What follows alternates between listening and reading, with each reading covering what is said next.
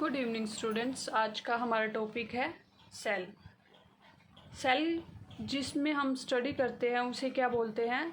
Cytology. Cyto का means होता है कि सेल, और लॉजी का मीन क्या होता है? स्टडी। तो क्या बोलेंगे जब हम सेल की स्टडी कर रहे होते हैं तो उसको बोलते हैं cytology.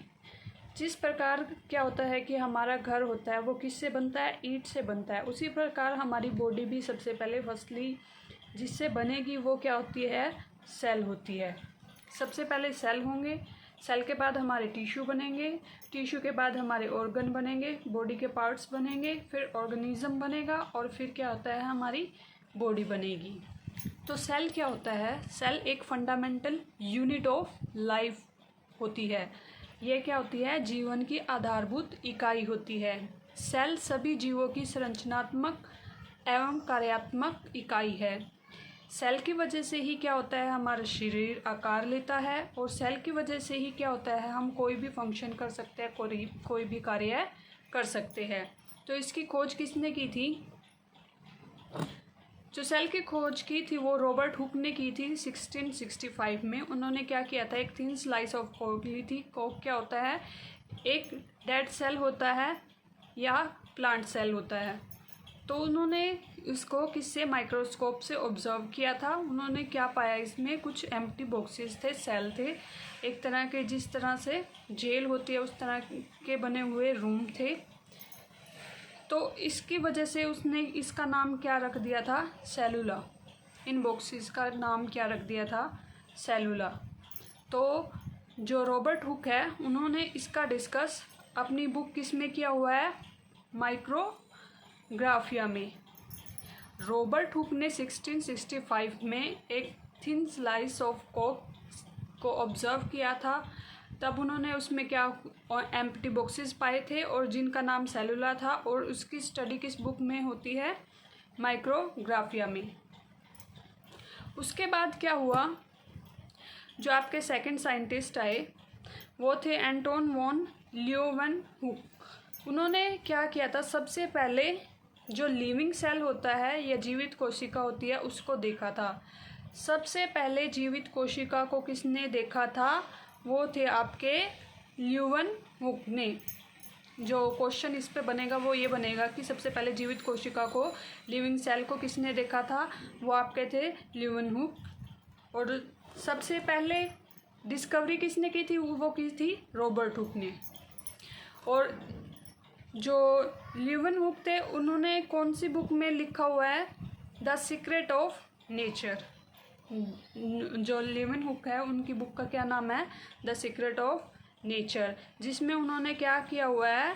Protozoans, virus, RBCs cell जो होते हैं, एंड स्पर्म एक्सेट्रा के बारे में, जिन्हें आप न्यूड आई से नहीं देख सकते, माइक्रोस्कोपिक वे से देखना पड़ता है, उनके बारे में इस बुक में लिखा हुआ है। इसके बाद हम पढ़ते हैं सेल थ्योरी, कोशिका सिद्धांत। जो आपके एच ड्यूटोच थे 1824 में, उन्होंने क्या, जो एक फ्रेंच साइंटिस्ट थे, उन्होंने आइडिया दिया था किसके बारे में? सेल थ्योरी के बारे में। सबसे पहले आइडिया किसने दिया था?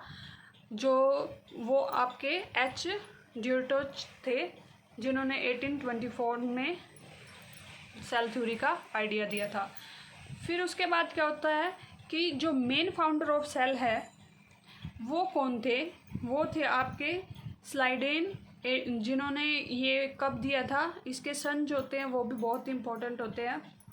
वो उन्होंने दिया था 1838 में। जो एक बॉटनिस्ट थे, तो इन्होंने क्या पाया था कि ऑल प्लांट्स पार्ट्स जो होते हैं are made up of cell. जो प्लांट्स के पार्ट होते हैं वो किससे बने हुए होते हैं? सेल से मिलकर बने हुए होते हैं। जो आपका स्वान था, इन दोनों ने मिलके ही सेल थ्योरी की थी। तो जो आपके टी स्वान थे वो एक जूलॉजिस्ट थे, जिन्होंने क्या किया था? 1839 में फाइंड आउट किया था कि जो एनिमल होते हैं या टिश्यूज़ होते हैं आपके, इसमें आप ऑल लिविंग ऑर्गेनिज्म ले सकते हो, are made up of cell. वो भी क्या होते हैं? सेल से मिलकर बने हुए होते हैं। तो इन दोनों ने क्या कॉन्सेप्ट फाइंड आउट किया, all living organism are composed of cell.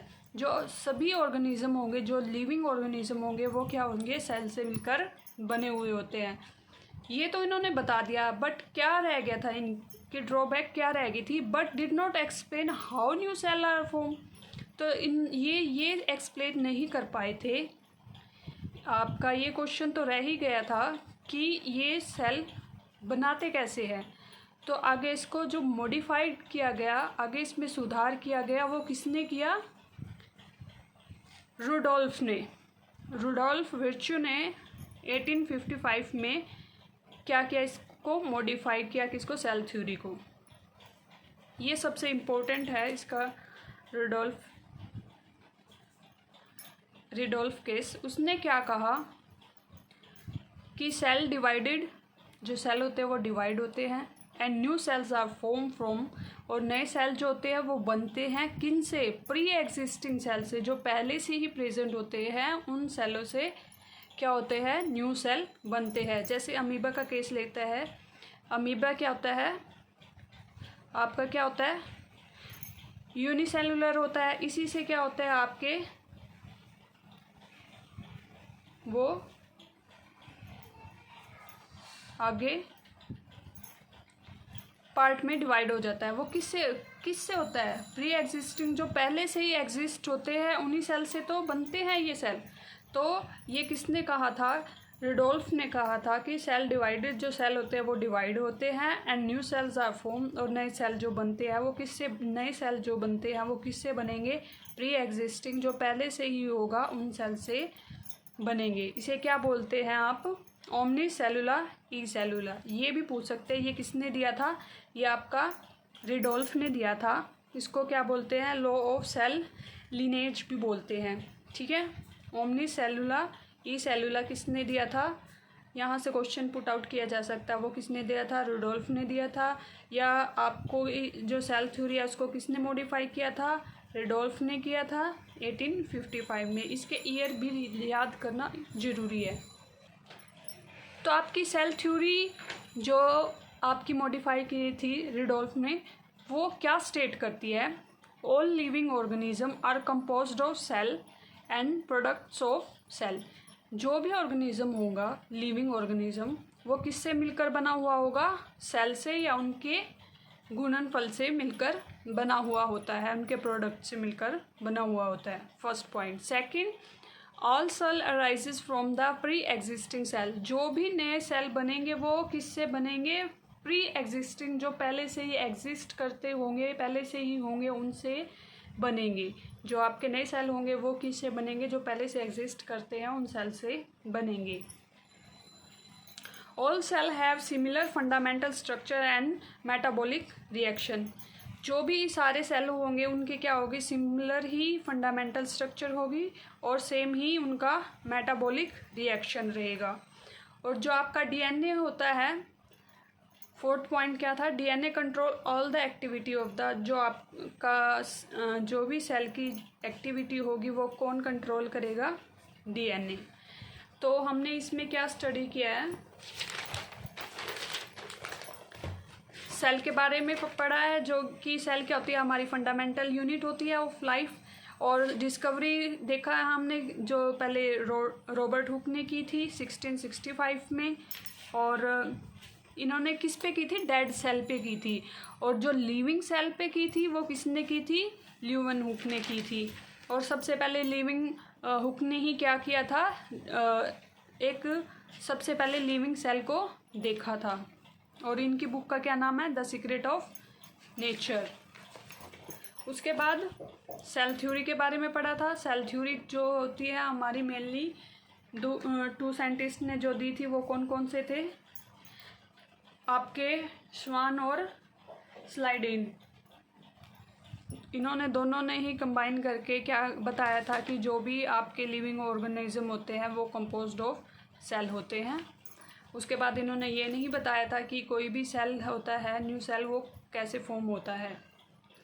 आगे आपकी जो मॉडिफाइड थ्योरी थी, सेल थ्योरी थी, वो किसने दी थी, रुडोल्फ ने दी थी 1855 में।